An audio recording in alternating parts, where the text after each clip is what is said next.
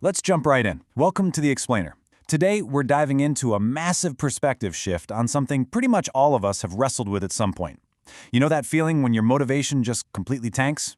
We're talking about why we feel so drained and, more importantly, how to systematically reclaim that energy.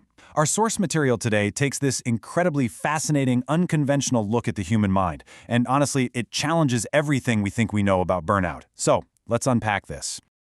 We really need to start by asking ourselves the most fundamental question. Why have I lost my spark? It's this quiet, deeply frustrating realization, right? You could be in a great place in life. You've got immense potential, all the resources you need, and yet you wake up and the drive is just gone. Zero motivation. Why on earth does this happen to us when we ostensibly have everything going for us? To really ground this explainer, we're looking at a real-world scenario from our source material. This exact question was asked by a research scholar at BHU, that's Banaras Hindu University. Think about this. This is a highly educated person, clearly ambitious enough to pursue advanced research, yet they literally stood up and admitted, I have lost my spark, I have lost my motivation. How do I regain that to live my life and lead in a joyful way? It's just so relatable. It proves that losing your motivation has absolutely nothing to do with a lack of intelligence or opportunity. It's something way, way deeper. Section 1. The Ant versus You. Now, to answer this scholar's question, we have to look at a pretty stark, surprising comparison. I want you to think about the incredible irony between a tiny ant and a human being. We are at the absolute peak of evolution on this planet.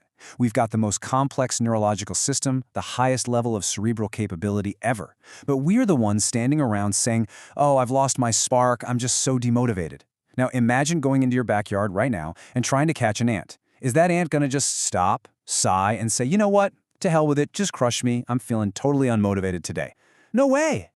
That tiny little ant, a bug we might step on without even noticing, fights desperately for its life. It will do absolutely everything in its limited power to protect itself. It values its existence immensely. Despite having incredibly limited memory and basically zero imagination compared to us, that ant has a blazing, undeniable spark. It has a crystal clear presence of mind about the life it's living in that exact moment. It is fully, 100% engaged. Section 2. Suffering your own capabilities. So here's the million-dollar question.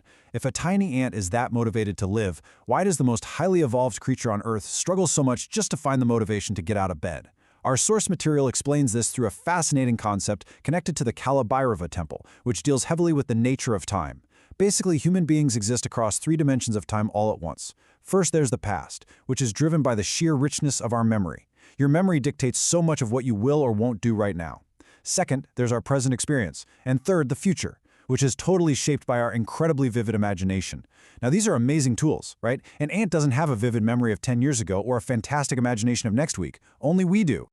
But here is exactly where the system breaks down. And it introduces a really vital concept, the discipline of faculty. This simply means knowing how to actually use your memory and your imagination so they work for you, rather than turning against you. The source points out this massive glaring flaw in our modern education system. Think about it. From kindergarten all the way to a PhD in biotechnology or whatever, you are taught about everything in the external world.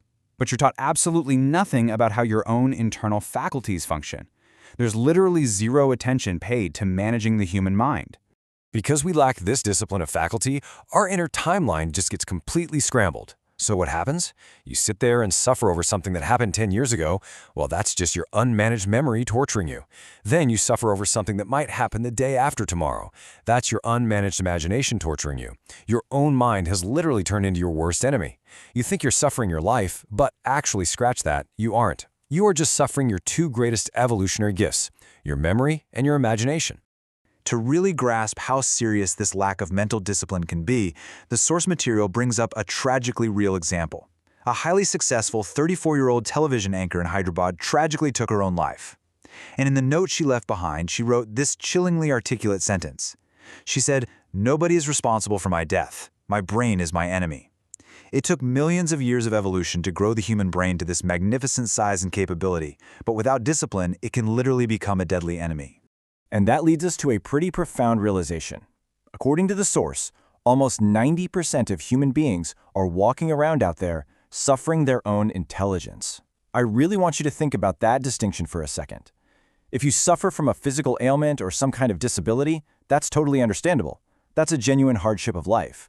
But if you are suffering your own capabilities, your own intelligence, your memory, your imagination, well, that is a tragedy of a completely different order. You are literally suffering the exact things that make you human.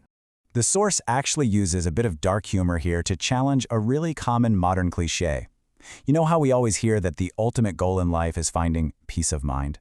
Well, if your mind is so out of control that you just want it to be peaceful, the absolute quickest way to achieve that would be to just remove half your brain.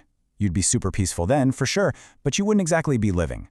The point here is that seeking mere peace by dulling down your vibrant, capable mind is basically equating your life goal with resting in peace, like being dead. The goal shouldn't be an empty mind. It should be a dynamic, disciplined one. Section 3. The illusion of time. So, what external conditions actually allow this demotivation to fester? Look at comfortable environments, like universities.